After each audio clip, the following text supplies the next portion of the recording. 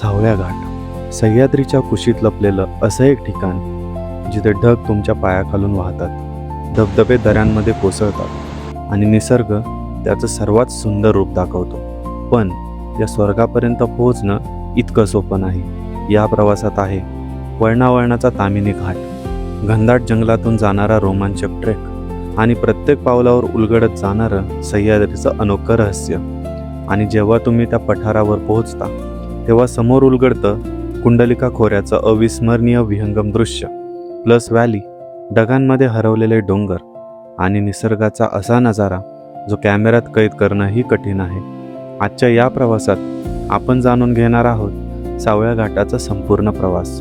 कसं जायचं, कुठे पार्किंग आहे, ट्रेक किती अवघड आहे आणि या ठिकाणामागच्या काही रंजक गोष्टीही. तर तयार व्हा सह्याद्रीच्या एका अविस्मरणीय प्रवासासाठी. सह्याद्रीमध्ये अशी काही ठिकाणं आहेत जी नकाशावर शोधणं सोपं असतं, पण त्याचं खरं सौंदर्य अनुभवण्यासाठी योग्य वेळ, योग्य ऋतू आणि निसर्गावर प्रेम करणारा प्रवासी लागतो.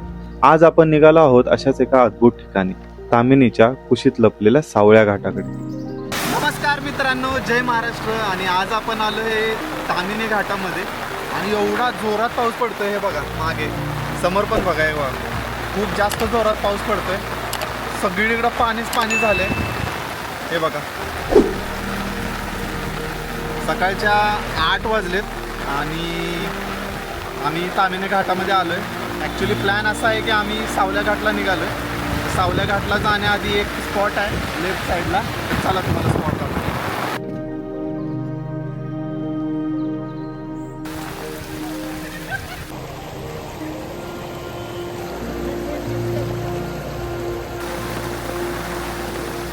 आजचा प्रवास सुरू होतो पुण्यापासून. साधारण 70 किलोमीटरचा हा प्रवास अंतराने जरी फार मोठा नसला तरी प्रत्येक वळणावर बदलणारा निसर्ग त्याला अविस्मरणीय बनवतो.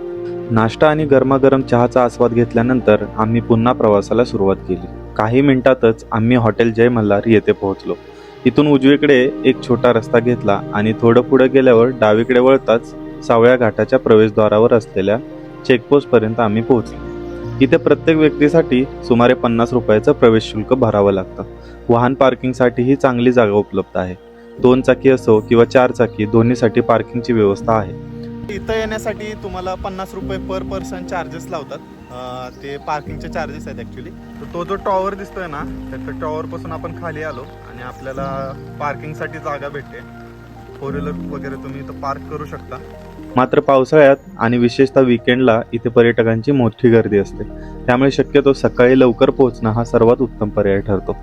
गाडी सुरक्षितपणे पार्क केल्यानंतर आता सुरू होतो या प्रवासाचा सर्वात रोमांचक टप्पा, सावळ्या घाटाकडे जाणारा ट्रेक.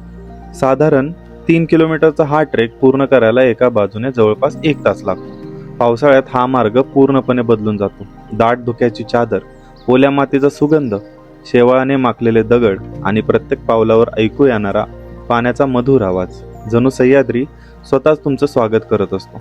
प्रत्येक वळणावर मनात एकच उत्सुकता होती, धुक्याच्या पलीकडे नेमकं काय दडलं असेल. आणि मग अचानक धुक्याचा पडदा थोडासा बाजूला झाला आणि समोर उलगडलं सह्याद्रीचं एक अविश्वसनीय चित्र. डोळ्याच्या टप्प्यात मावणार नाही इतकं विशाल कुंडलिका खोऱ्याचं विहंगम दृश्य. पुढचा टप्पा सुरू झाला आणि आम्ही सावळ्या घाटाच्या दिशेने पुढे निघालो. थोडं अंतर पार केल्यानंतर वाटेत एक छोटंसं हॉटेल लागतं. काही मिनिटातच आम्ही त्या ठिकाणी पोहोचलो जिथून हवामान स्वच्छ असेल तर संपूर्ण सावळ्या घाटाचं भव्य दर्शन घडतं. पण सह्याद्रीचा स्वभावच वेगळा. एका क्षणी दरी स्पष्ट दिसते तर दुसऱ्या क्षणी सगळं धुक्याच्या पडद्यामागे हरवून जातं. पण खरी मोहीम इथूनच सुरू होते. आता आपल्याला डोंगर उतरून सावळ्या घाटाच्या दुसऱ्या स्तरावर जायचं असतं. पावसामुळे संपूर्ण वाट निसरडी झाली होती. प्रत्येक पाऊल अत्यंत सावधपणे टाकत आम्ही हळूहळू खाली उतरत होतो. काही अंतरानंतर सुरक्षिततेसाठी मजबूत लोखंडी रेलिंग बसवलेली दिसू लागली. पूर्वी कोकण आणि देश यांना जोडणाऱ्या अनेक घाटवाटा व्यापार, प्रवास आणि संपर्कासाठी वापरल्या जात असत. सावळ्या घाटही अशा जुन्या पायवाटांपैकी एक असल्याचं मानलं जातं. व्यापारी, स्थानिक ग्रामस्थ आणि प्रवासी या वाटेने डोंगर ओलांडत कोकणात जात असत. त्या काळात ना डांबरी रस्ते होते ना आधुनिक वाहतूक. सह्याद्रीच्या कुशीत कोरलेल्या अशाच घाटवाटा लोकांचा जीवनमार्ग होत्या. यानंतर समोर आली एक उभी, अरुंद आणि अधिक आव्हानात्मक पायरी. पावसामुळे ती आणखी निसरडी झाली होती. प्रत्येक पाऊल काळजीपूर्वक टाकत आम्ही खाली उतरलो आणि काही क्षणातच आमचा प्रवेश झाला एका दाट हिरव्यागार जंगलात. आता पुढे काय दिसणार होतं याची उत्सुकता प्रत्येक पावलागणिक वाढत होती.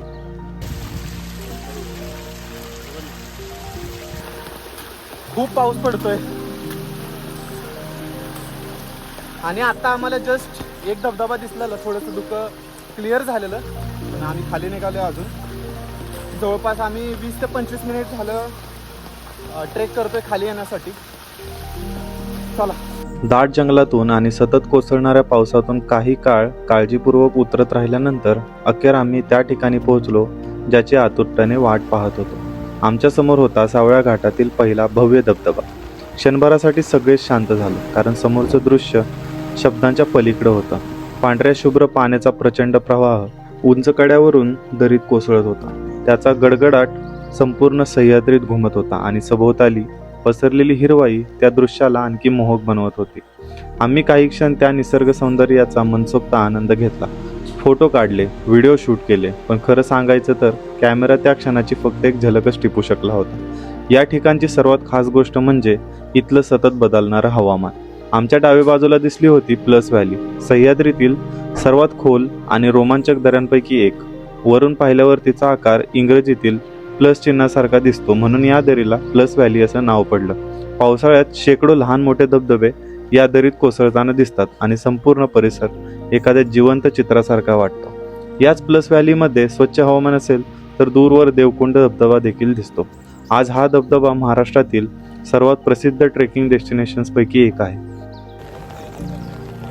आणि उजव्या बाजूला नजर पोहोचेल तिथपर्यंत पसरलेली कुंडलिका खोरं, ढगांमध्ये हरवलेले डोंगर, असंख्य धबधबे, खोल दऱ्या आणि पावसाने जिवंत झालेला सह्याद्री. त्या क्षणी असं वाटत होतं जणू निसर्ग प्रत्येक काही सेकंदांनी आपल्या समोर नवीन चित्र रंगवत आहे. एकाच जागी उभं राहूनही प्रत्येक क्षणाचं दृश्य वेगळं होतं.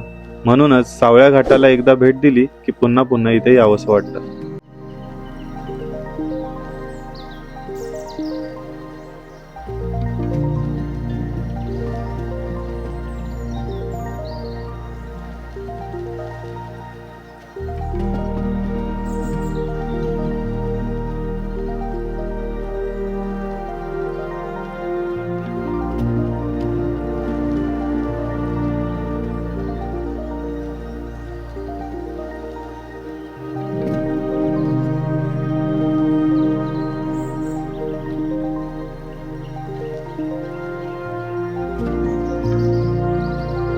अशा प्रकारे आपण सावला घाट एक्सप्लोअर केलेला आहे. खूप सुंदर दृश्य आहे.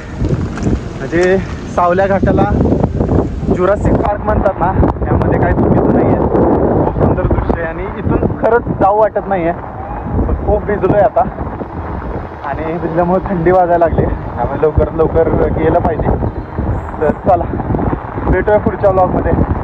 तोपर्यंत जय महाराष्ट्र.